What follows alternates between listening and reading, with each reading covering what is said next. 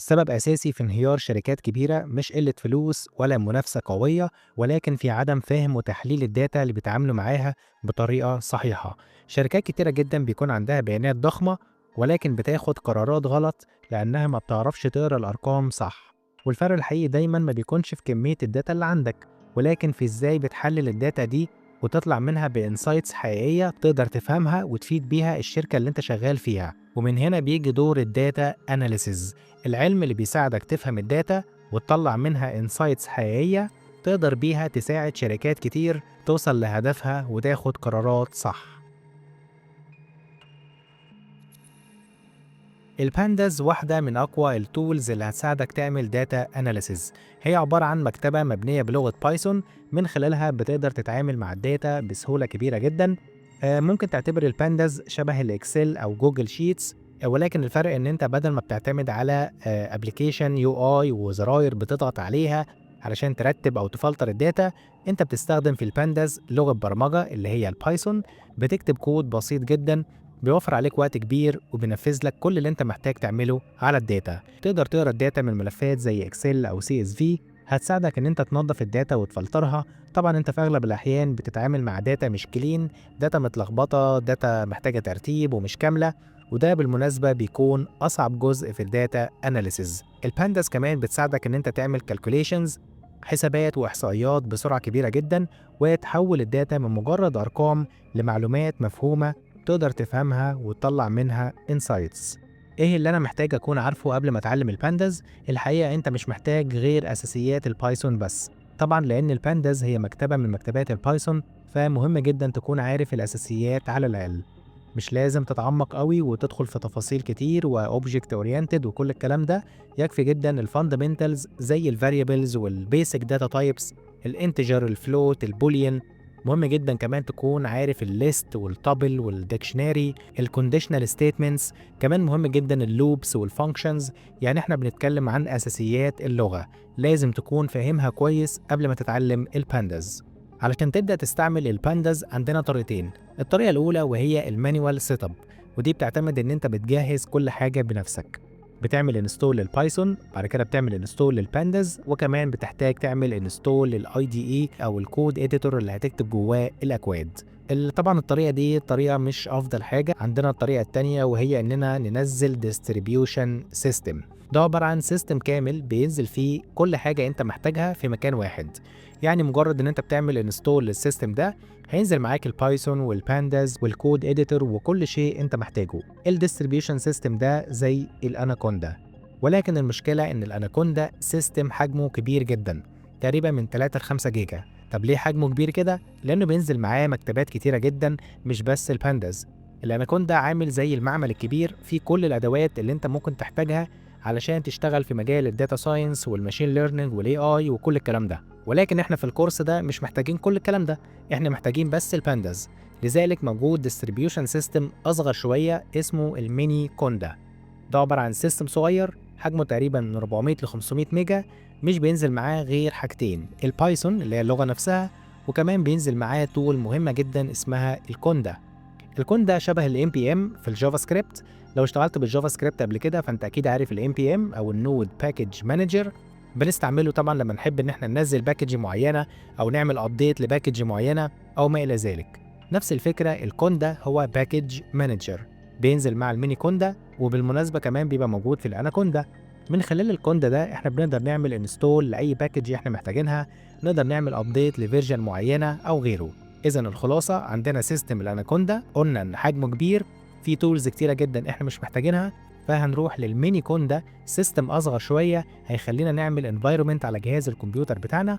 الانفايرمنت دي بتبقى عباره عن فولدر احنا بنعمله على الجهاز، وبنعمل جوه الفولدر ده انفايرمنت بنحط جواها كل الباكجز اللي احنا محتاجين نشتغل عليها. طيب هنزل الباكج اللي انا محتاجها ازاي؟ عن طريق الكوندا اللي بينزل تلقائيا مجرد اننا بنعمل انستول للميني كوندا. طبعا هنشوف كل الكلام ده مع بعض عملي. تعال دلوقتي نروح نعمل انستول للميني كوندا ونفهم الامور دي بتتم ازاي. هندخل على الاناكوندا دوت كوم، ده الويب سايت الرسمي بتاع الاناكوندا. بعد كده هنيجي هنا كده ونضغط على فري داونلود. هتلاقي هنا بيقول لك get started with anaconda. طبعا احنا مش هننزل الاناكوندا، احنا عايزين السيستم التاني الاصغر اللي هو الميني كوندا.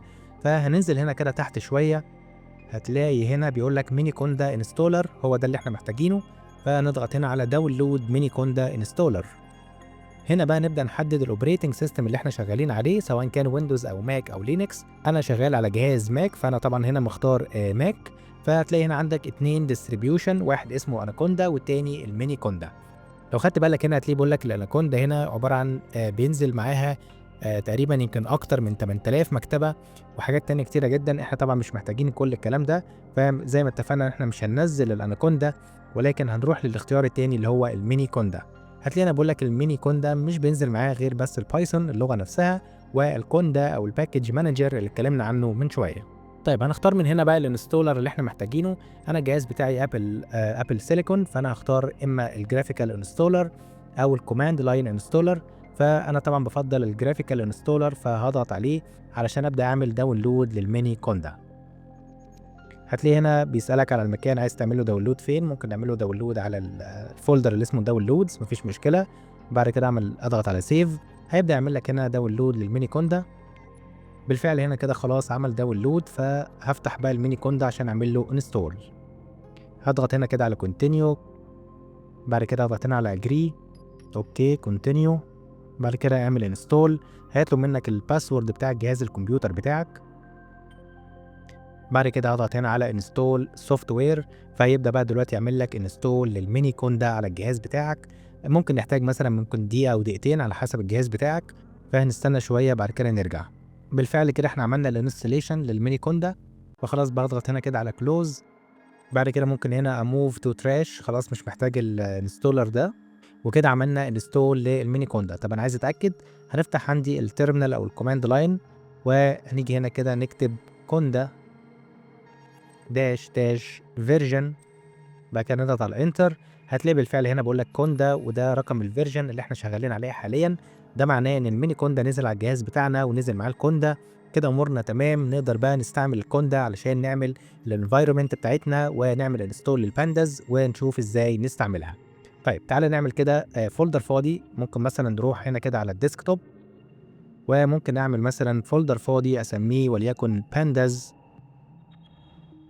مثلا ديمو.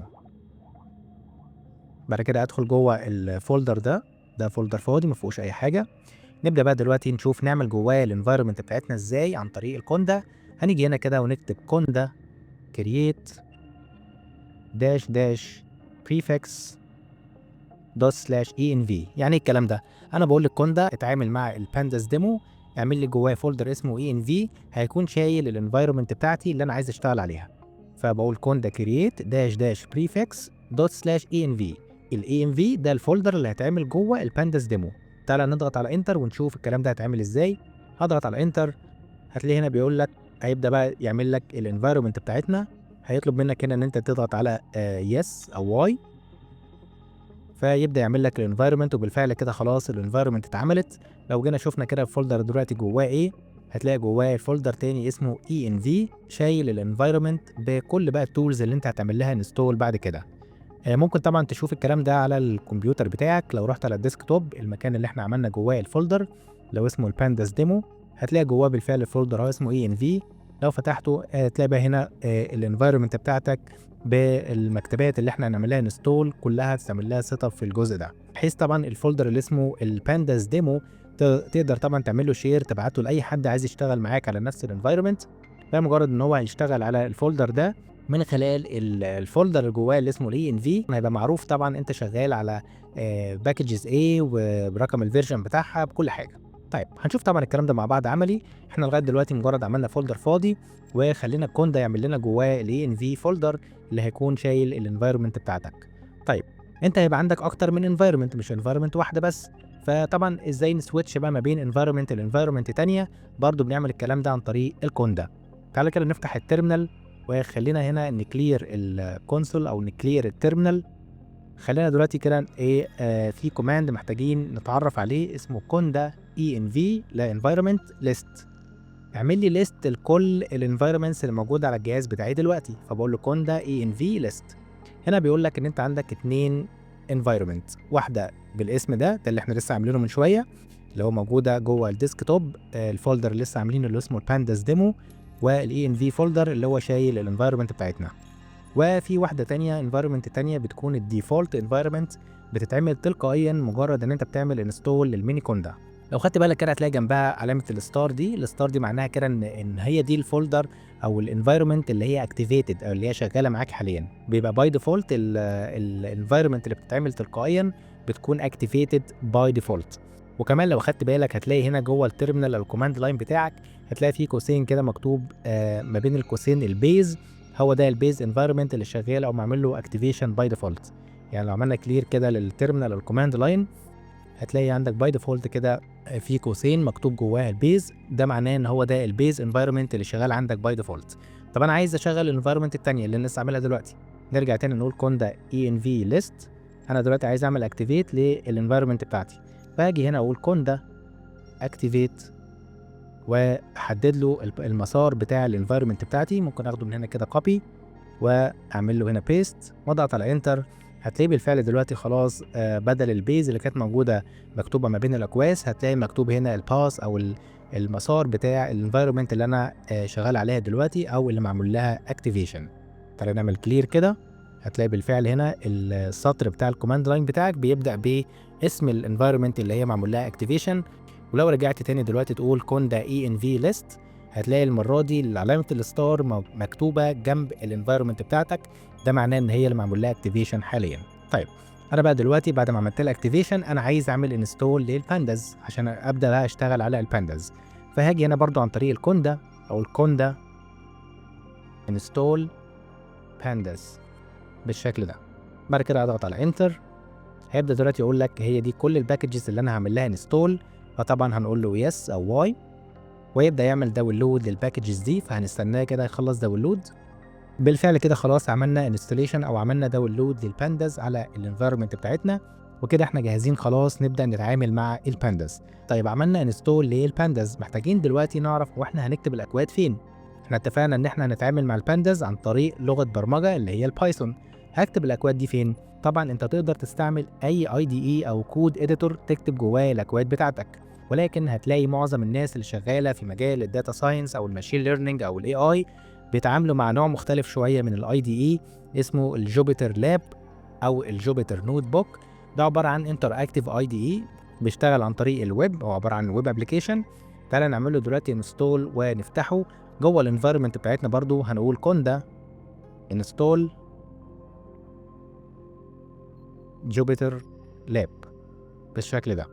هضغط على انتر، برضه هيقول لك على الباكجز اللي هو محتاج يعمل لها انستول، هضغط على يس ويبدا دلوقتي بقى يعمل لك داونلود لكل الباكجز اللي محتاجها الجوبيتر لاب. بالفعل كده خلاص عملنا انستليشن للجوبيتر لاب. كده فاضل لنا بقى ان احنا نشغل الجوبيتر لاب علشان نشوف ازاي نتعامل معاه. هاجي هنا كده واكتب جوبيتر، بعد كده انا بس نكتب جوبيتر صح، بعد كده سبيس لاب، بعد كده اضغط على انتر. هيبدا دلوقتي يشغل لي الجوبيتر لاب، وطبعا زي ما قلت لك هو عباره عن ويب ابلكيشن، فيفتح لنا البراوزر. هيبقى طبعا لوكال هوست، اعتقد البورت هيكون 4 تمانيات. هنشوف دلوقتي مع بعض. بالفعل هتلاقيه شغل لنا الجوبيتر لاب على البراوزر بتاعنا، ولو خدت بالك هتلاقي طبعا شغال على اللوكال هوست عشان ده الجهاز بتاعنا، والبورت 4 تمانيات سلاش لاب هو ده الابلكيشن بتاعنا. هو ده الاي دي اي اللي احنا نتعامل معاه علشان نكتب الاكواد بتاعه البانداز ونشوف ازاي نتعامل معاها. هو ده الجوبيتر لاب. خلينا بقى الفيديو الجاي كده ناخد فكره عن الجوبيتر لاب ونفهم ايه هو بالظبط وازاي بنكتب الاكواد وازاي بنعمل فايلز جديده، وكل الكلام ده نعرفه مع بعض الفيديو الجاي.